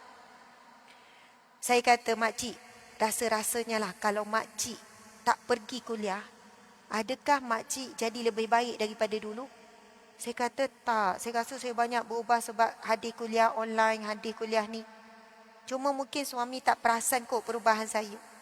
Saya kata kalau suami tak perasan, makcik kena tunjuk perubahan tu depan dia. Biar ngaji Quran depan dia. Semayang depan dia. Zikir kuat-kuat depan dia. Betul. Sebagai seorang ibu, saya rasa kita memang kena tunjuk apa ibadah kita buat depan anak-anak. Jangan sembunyikan selalu dalam bilik. Tak jadi riak pun kita dengan anak. Tak adalah riak. Anak puji mak, rajinnya mak baca Quran. Riak takabur rasa terbang, rasa naik. Tak ada. Sebab apa? Anak-anak. Tapi kalau dengan orang luar, mungkin cenderung ada diuji dengan riak tu. Tapi dengan keluarga, bacalah Al-Quran di tengah rumah. Biar anak, suami dengar kita baca. Solat sunat pun boleh solat. Solat duha. Mak solat apa? Solat duha. Masya Allah. Sebab apa? Qudwah. Qudwah. Tunjuk contoh. Buat di hadapan. Biar suami perasan kita berubah apa. Mungkin nak berubah akhlak belum. Yang suami maksudkan tu kita belum jadi lemah lembut lagi. Masih lemah lembek. Terpaling penat. Saya penat lah bang. Awak penat apa? Penat ngada awak lah. Oh, penat ngada suami. Masya Allah. Mungkin akhlak belum berubah. Tapi ibadah dah berubah. Amal soleh dah berubah. Baca Quran dah berubah. Kena tunjuklah kalau suami tak perasan. Masya Allah. Sambung lagi. Sayyidina Ali kata sebaik-baik wanita ialah harum baunya. Baik masakannya. Kemudian apabila berbelanja. Dia belanja dengan baik. Macam mana tu? Oh, maksudnya pandai belanja ya Ustazah. Suami bagi je terus habis. Berbelanja dengan baik, dengan sederhana. Masya Allah. Siapa ada TikTok shop dekat sini? TikTok shop. Angkat tangan. TikTok shop. Oh tak ada. TikTok tu pun tak tahu apa kan. TikTok tu apa? Tak pernah dengar lah TikTok. Oh beli abaya saya. Itu dibenarkan. Itu memang wajib tu. Subhanallah, pasal belanja. Masya Allah. Ada seorang anak ni, dia mengadu pada saya. Lelaki, masa tu jumpalah satu tempat. Ustazah, ayah saya cakap, kami ni anak-anak yang derhaka. Anak-anak yang derhaka. Dia kata kami anak derhaka. Kenapa? Sebab kami dah sekat duit belanja pada ayah. Kalau tak, kami memang masuk direct. Arwah mak dah meninggal, tinggal ayah. Ayah umur berapa? 70 lebih. Ayah, dah kenapa encik sekat duit belanja dekat ayah? Sekarang ni Ustazah, duit belanja habis dekat TikTok shop. Ayah kami ketagih TikTok shop. Sebab dia macam beli bukan barang dia pakai pun. Kadang barang perempuan pun dia beli. Dia beli sebab dia kesian dekat host life tu. Faham tak? Dia kesian. Satu kesian. Dia kata kesian host life tu. Tak ada orang beli barang dia. 2 orang je tengok, 4 orang je tengok. Jadi dia kesian. Kedua, sebab dia suka tengok host life yang comel-comel. Yang lawa-lawa. Dia pun leka tengok. Lepas tu dia suka bila host life tu sebut nama dia. Contohlah kan, nama dia Haji Razali. Terima kasih Haji Razali. Dia happy. Dia tekan lagi beg kuning tu. Lepas tu bila dah tukar kan, bila dah bayar, terima kasih Haji Razali. Terima kasih, moga murah rezeki. Tekan lagi. Dia kata duit habis dekat TikTok shop je Ustazah. Kan kami tengok macam mana ayah ni duk tengok. Ni masalah ketagihan ni. Ni ada kaitan dengan hormon dopamin ni. Merembeskan ia bila happy buat seronok, orang puji, orang sebut nama, dia dah kontrol dah otak bahagian depan ni. Kan tak boleh beza dah baik buruk, membazir tak membazir. Membazir tu kan saudara syaitan. Hukum membazir boleh jatuh haram, boleh jatuh makruh. Tengok tahap pembaziran lah. Jadi saya kata, kalau macam ni lah, kalau betul apa yang tuan cerita pasal ni, maka terus sekat belanja tu. Sebab tolong kena bantu ayah tu, dia ada masalah ketagihan dah tu. Dan supaya dia tidak terus melakukan dosa kecil, takut menjadi dosa besar. Walaupun dia kata itu duit dia kan. Habis tu Ustazah macam mana? Cukupkan je keperluan dia. Barang dapur dia. Apa pakaian dia. Apa sekian-sekian. Dan bagi duit belanja yang cukup-cukup. Mungkin untuk tambahan dia nak minum mengopi dengan kawan-kawan ke. Ini seorang anak bagi 300. Ni bagi 400. Ni bagi 500. Terkumpul 2,000, 3,000. Itu yang tak terasa tekan beg kuning tu. Lepas tu dah tak ada pasangan. Perhatiannya dapat daripada hostlah yang comel-comel sebut nama dia. Betul. Sebenarnya ini dah jadi antara masalah dari segi psikologi, masalah nak perhatian, masalah dihargai. Ia dapat yang tu dia dah happy dah, dia tidur senyum dah. Jadi ramai wanita hari ini masalah ketagihan. Membeli, lepas tu dia tak belah-belah. Kalau membeli belah okey juga, ini beli tak belah-belah. Selagi tak, tukar selagi tak ni. Saya terus terang, saya tak ada TikTok shop. Saya tak ada akaun Shopee. Saya tak ada, semua saya tak ada. Sebab saya tahu, dan saya tahu tahap kemampuan saya takut saya tak boleh kontrol.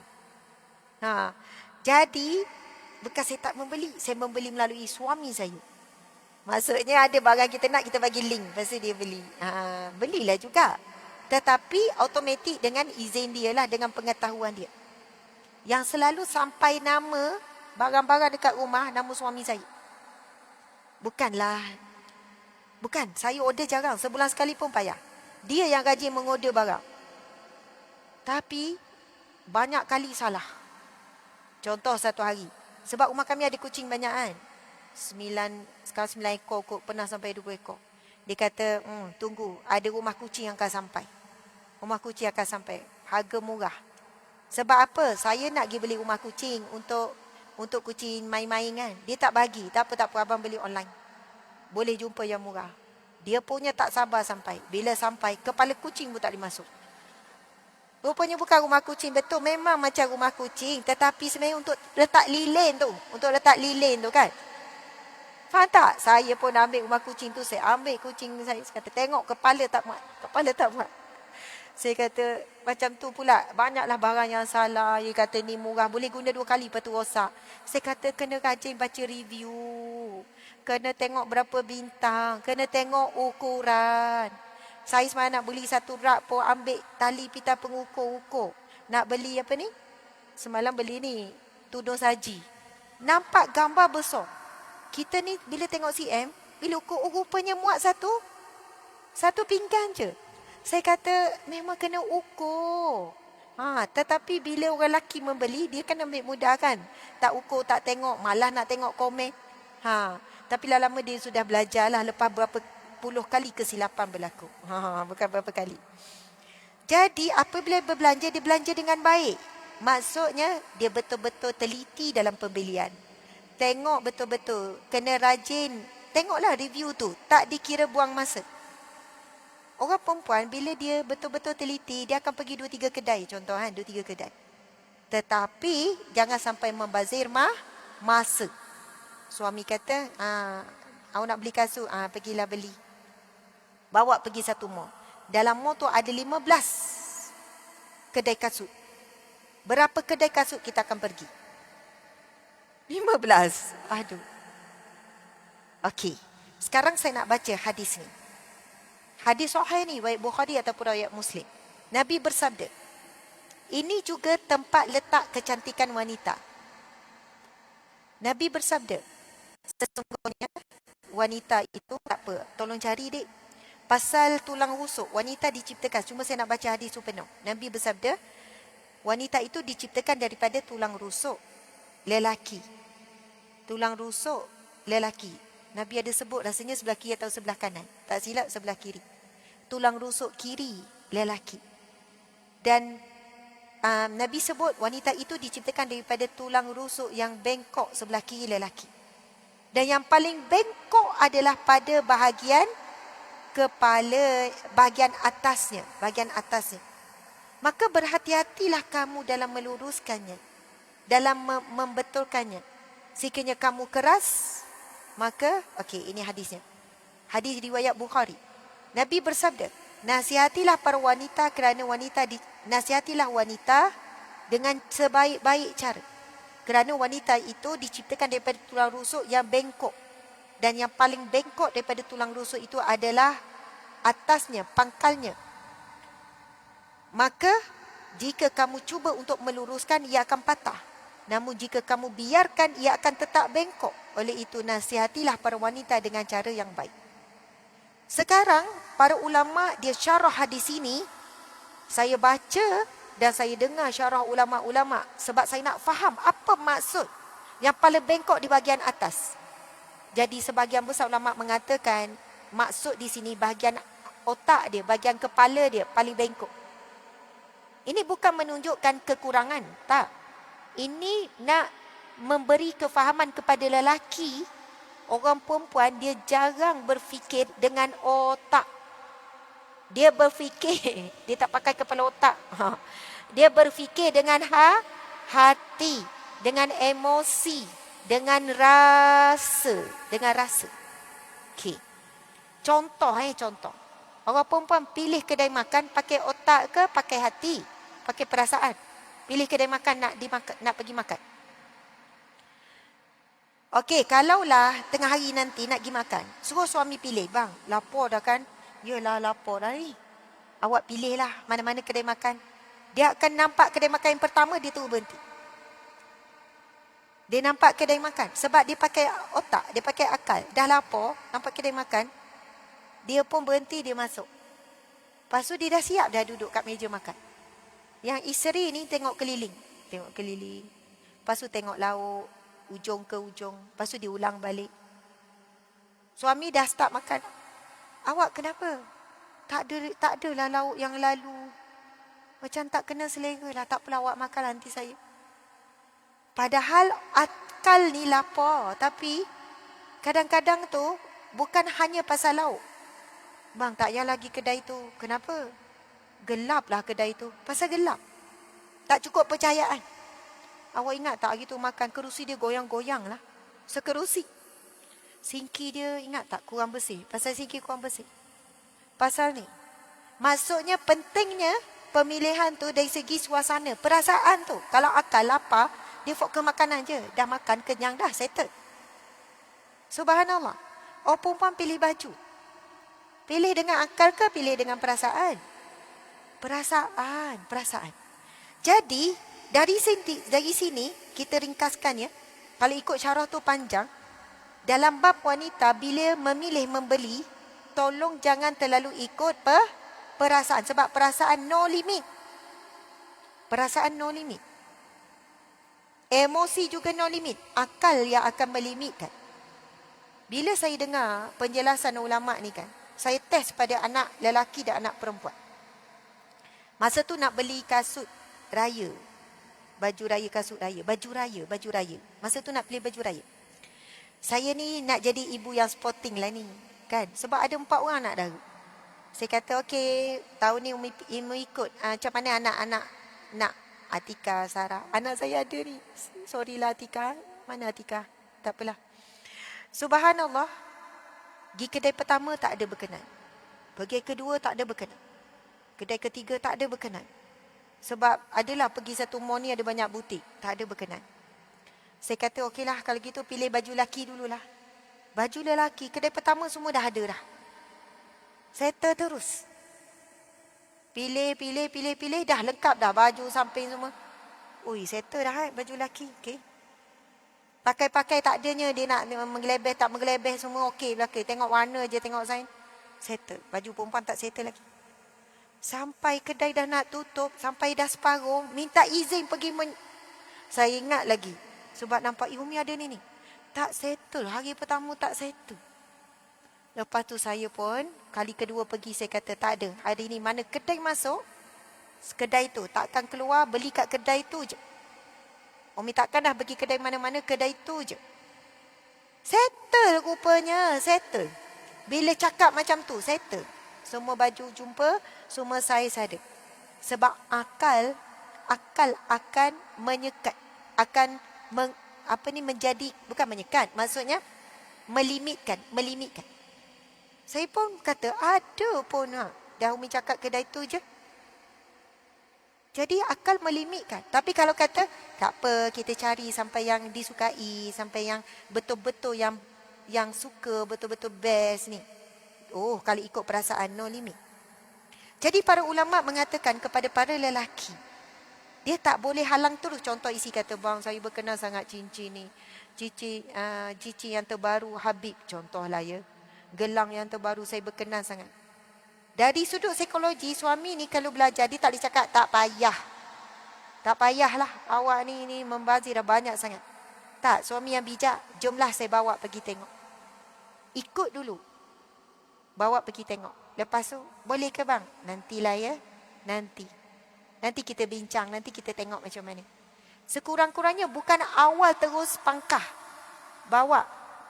Sebab kalau pangkah awal, tulang yang bengkok itu boleh patah. Dia punya merajuk tu mungkin seminggu. Dia mungkin ungkit tu sampai apa-apa siap telefon anak. Mak kenapa pasal ayah kau ni lah. Mak bukan minta banyak. Selama mak kahwin, 15 tahun mak tak pernah minta apa-apa.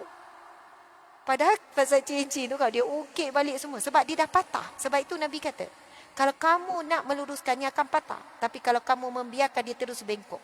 Maksudnya di sini, ini yang dijelaskan oleh seorang ulama lelaki.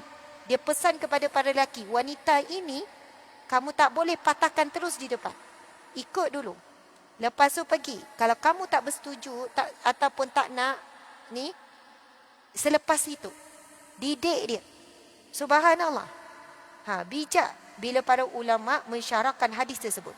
Dan wahai para wanita sekalian, kalau kita sudah tahu tentang diri kita ini, dah over dah ni, ikut perasaan, tolonglah akal limitkan. Terus, okey dah, ini kedai tak akhir. Aku akan cari kat sini juga. Pandai limitkan diri sendiri. Di sinilah nilai cantik seorang wanita. Sekarang pukul 11.52. Kalau ikutkan kuliah kita sampai 11.45.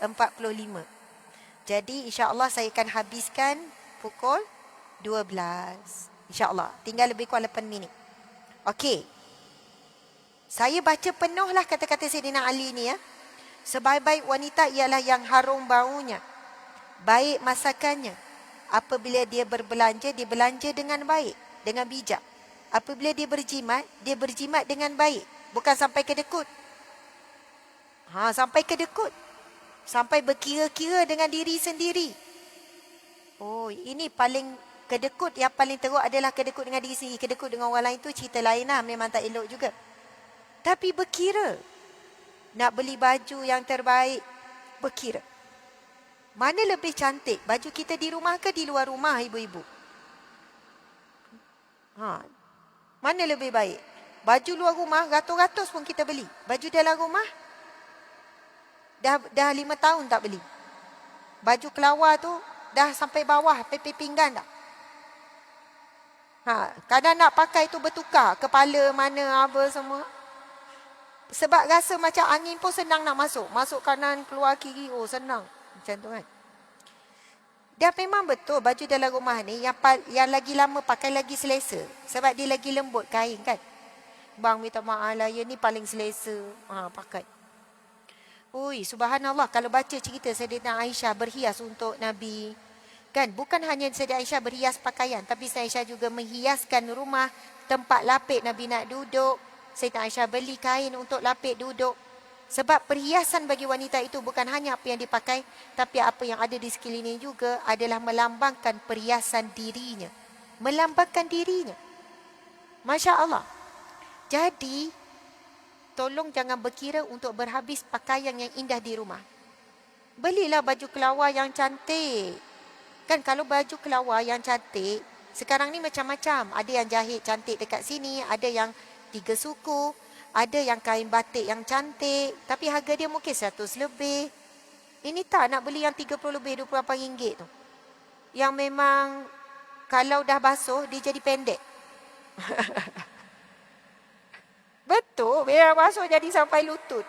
Saya pakai itu lah, belilah apa yang lutut. Tapi pakailah juga sampai senteng-senteng dekat rumah. Nampaklah apa ni? Labu betis yang macam pemain rugby. Maksudnya labu betis tu besar lah. Kan pemain bola sepak ke kan. Pakailah elok. Dalam bilik terpulanglah. Tak pakai pun tak ada masalah. Ini luar. Pakailah elok cantik. Ni tak. Keluar daripada mesin basuh tu. Jemur. Lepas tu dah duduk seminggu dalam bakul. Yang tu dipakai. Yang daripada labuh ni dah disingkat. Tak iron. Ya Allah, iron lah baju dalam rumah, iron lah. Saya ingat mak saya masa saya nak kahwin dulu.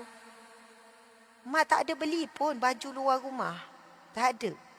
Mak bawa pergi satu butik, beli blouse yang cantik, beli kain skirt yang cantik. Mak beli suruh saya pilih baju yang cantik dipakai dalam rumah. Mak pesan pakai baju cantik-cantik dan sampai sekarang walaupun arwah ayah dah meninggal, pakaian mak dalam rumah memang cantik. Sebab dah terbiasa. Kami adik-beradik bila nak beli baju hadiah hari lahir, mesti terfikir teruk baju yang cantik dalam rumah. Kami jarang beli baju yang mak nak pakai di luar rumah. Sebab mak akan pakai baju yang sama yang dia selesa. Tapi, pakat tengok ni blouse ni cantik, baju ni cantik. Saya pun beli baju kelawar yang cantik, yang berharga, yang memang, kita panggil lukis tangan. Lepas tu bila saya bagi dalam 2 minggu lepas, mak saya suka terus pakai. Sebab dah terbiasa bercantik-cantik di dalam rumah. Dan itulah nilai pahala bagi wanita yang solehah, wanita yang cantik, wanita yang misali, iaitu bercantik di dalam rumah. Mak saya tak pernah pakai gincu di luar rumah. Tapi ada orang pakai gincu tapi sederhana, terpulang, tak ada masalah di luar rumah.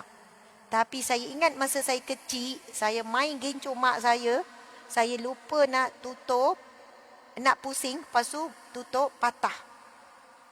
Lepas tu, khianat betul saya masa tu. Saya suruh adik saya yang buka.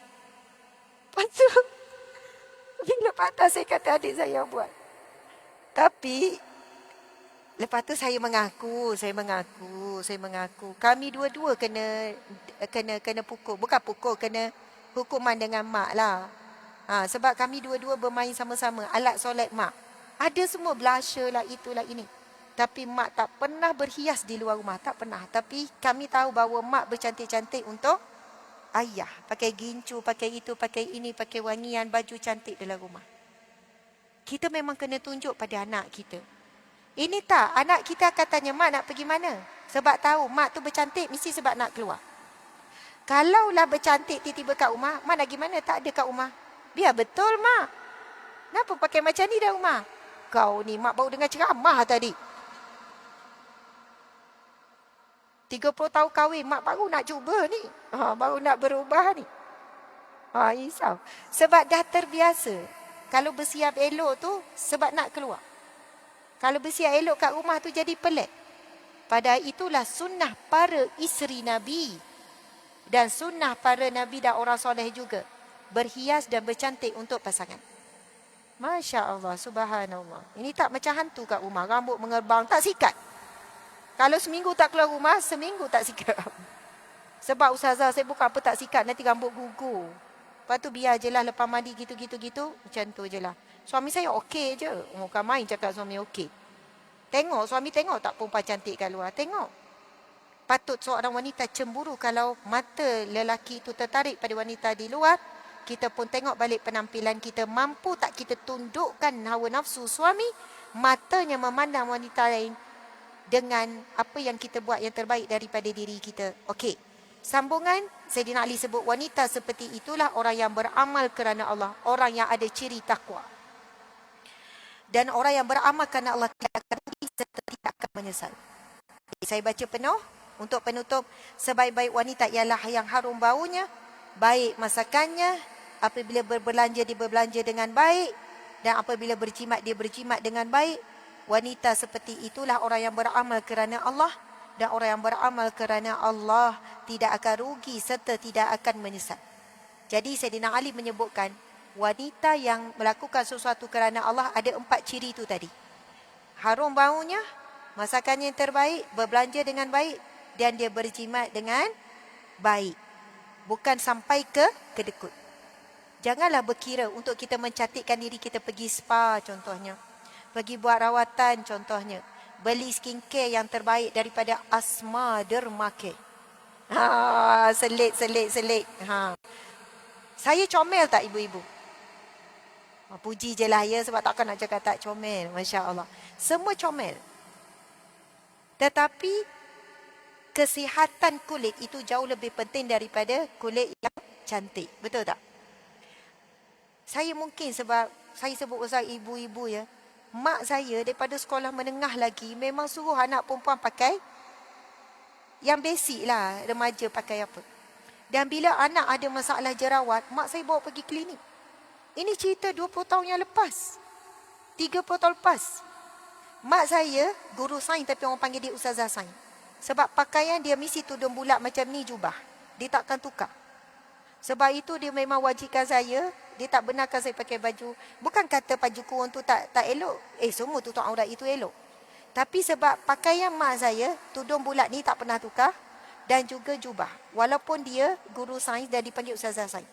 Luar penampilannya macam tu je lah. Sekata je. Bukanlah menarik, biasa saja. Tetapi dalam bab kecantikan kulit dan sebagainya, dia memang menjaga. Kalau ada anak perempuan yang masalah kulit, dia akan bawa pergi klinik. Dia akan bawa untuk buat rawatan. Dia bawa pergi facial. Bagi saya, mak saya bukan ketinggalan. Walaupun zahir nampak macam kolot. Bukan kolot, macam tak ada menarik pun pada penampilannya. Sangat biasa, sangat sederhana. Tapi dia tahu kalau anak perempuan ni naik jerawat apa semua sekian, akan ada tekanan, ada stres. Dia pun beli skincare walaupun mahal sikit. Sekarang pun samalah saya buat. Bila anak perempuan, biasalah remaja mula naik jerawat kan, kita bawa pergi buat rawatan. Jangan berjimat sampai kedekut pada diri. Dan apabila kita merawat diri kita, kulit kita, badan kita, apa sahajalah rawatan-rawatan kesihatan, itu bukan masuk kategori membazir. Jangan guna ayat, awak terima je lah saya seadanya, nak macam mana dah saya keturunan 7 keturunan jerawat. Saya memang 7 keturunan, badan memang berbau. Sebab semua tu boleh lagi-lagi sekarang macam-macam teknologi kan, rawatan kan. Subhanallah. Sama juga rambut. Rambut para wanita sekalian. minta maaf lah saya sebut sikit. Masa memang dah habis. Rambut, Masya Allah. Saya takkan sebutlah pasal rambut mak saya. Tetapi rambut wanita sampai umur tertentu dah beruban, betul? Tapi saya jarang nampak uban mak saya. Sebab dia jaga, dia rawat. Maksudnya pakaikan inai, pakaikan sekian-sekian. Memang dijaga. Walaupun arwah ayah dah meninggal, tetap saya tak nampak sangat uban mak saya. Saya tak nampak. Menjaga penampilan. Tapi penampilan dijaga adalah di dalam rumah. Sangat menghargai dirinya. Menyayangi dirinya. Mensyukuri ciptaan Allah dengan menjaga diri.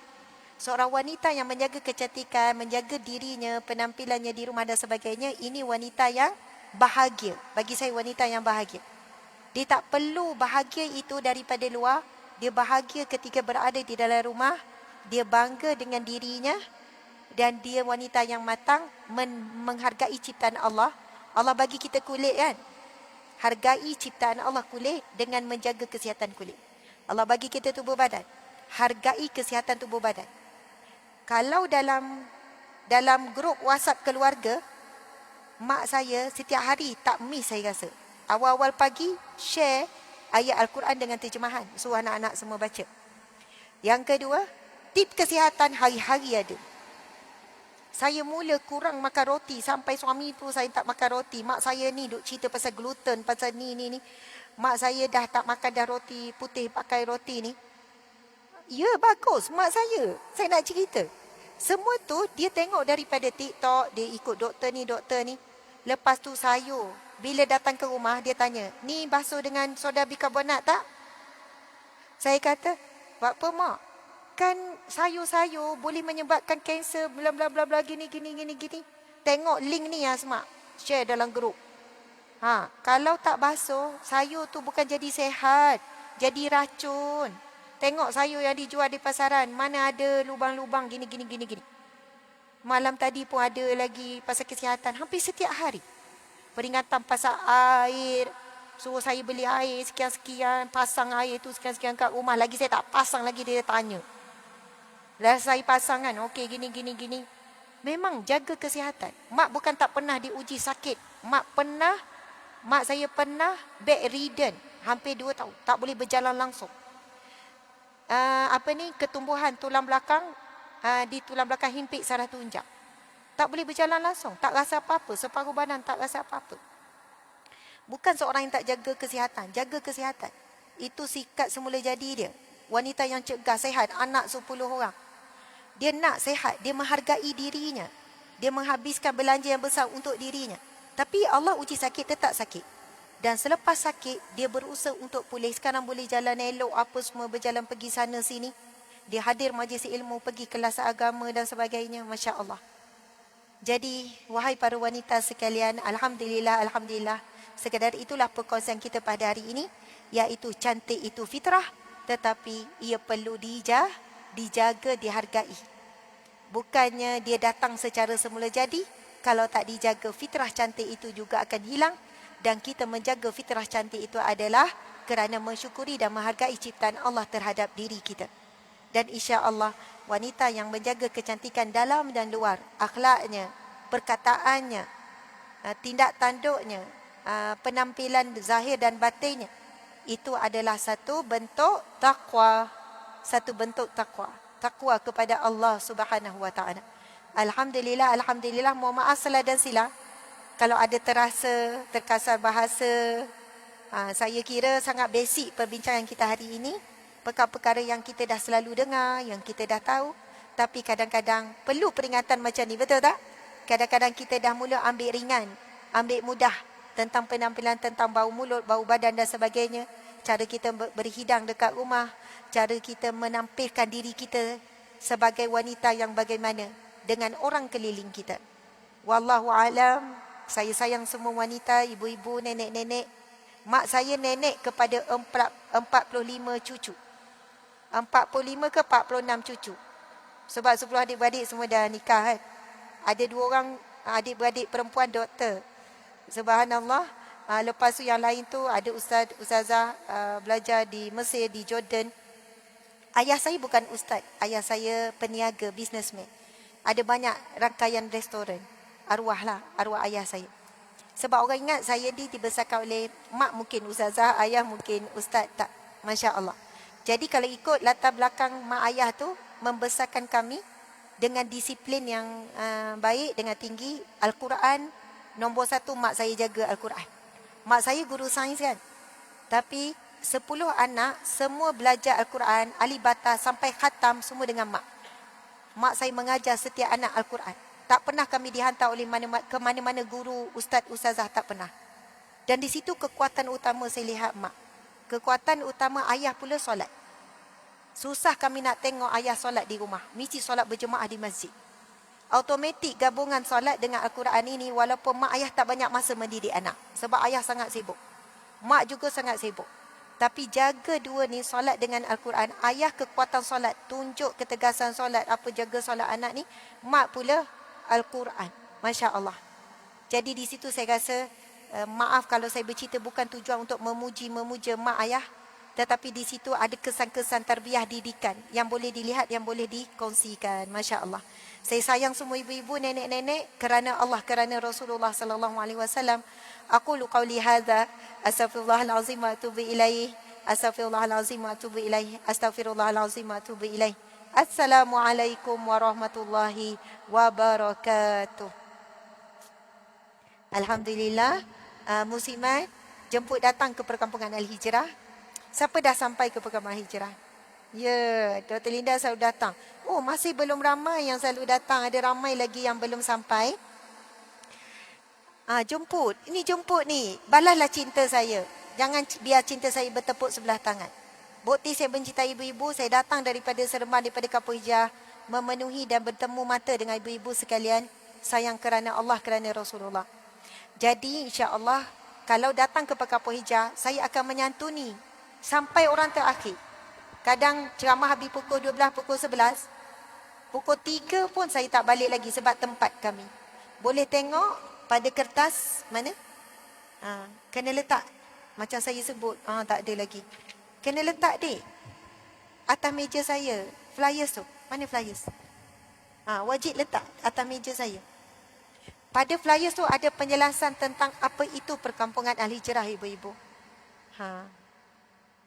Tak ada. Okey ni, yang depan ni apa itu perkampungan Hijrah. Tengok lawa flyers kita buat. Siap ada pintu. Gitu. Betul tak? Ini antara flyers tercantik yang ibu-ibu pernah tengok. Betul tak? Siap ada pintu. Lepas tu belakang. Di perkampungan Hijrah ni ada pondok pengajian. Ada tafiz. Anak-anak kita pelajar tafiz 100 lebih. Ada anak tafiz yang tak mampu bayar yuran. Kita bagi percuma. Di sana ada majlis ilmu setiap malam, setiap kuliah duha. Dan setiap hari Sabtu ada kuliah duha berkitab yang besar-besaran. Dan juga ada kuliah duha perdana. Biasa hujung minggu 20 buah bas, 30 buah bas, 40 buah bas datang. Jadi perkampungan Hijrah ni sangat imarah. Dan sekarang kita dalam proses membina Dewan Ilmu Al-Hijrah. Mana ya? Mana flyers Dewan Ilmu? Ni. Flyers yang kedua. Subhanallah ibu-ibu, sekarang bangunan dah siap. Tapi kami perlukan dana untuk siapkan ceiling, siapkan lantai, siapkan tingkap, speaker dan aircon. InsyaAllah kita target Maulid Akbar bulan 9 ni, Habib Ali Zainal Abidin datang, Tuan Guru Syekh Hafiz datang, kita boleh guna dewan ni. Jadi saya menyeru dan merayu, mudah-mudahan ada di kalangan kita yang mungkin boleh sponsor. Ustazah, saya hubungi nombor ni ataupun hubungi nombor PA, mungkin ada yang nak sponsor speaker. Jadi setiap kali Dewan Ilmu digunakan, speaker tu digunakan, pahala mengalir. Niatkanlah untuk arwah ibu ayah dan sebagainya. Mungkin ada yang nak niatkan apa sahajalah. Untuk lampu beri cahaya kepada Dewan. Dewan Ilmu ni bila dah siap, setiap hari akan digunakan. Bukan seminggu sekali tak. Sebab majlis ilmu ada di sana, tempahan daripada orang luar dan sebagainya setiap hari. Jadi insya-Allah bukannya bila kita infak tu tak mengalir sebab dia tak digunakan, tak. Sangat terdesak sebab kehadiran hujung minggu tak muat pusat Islam kita.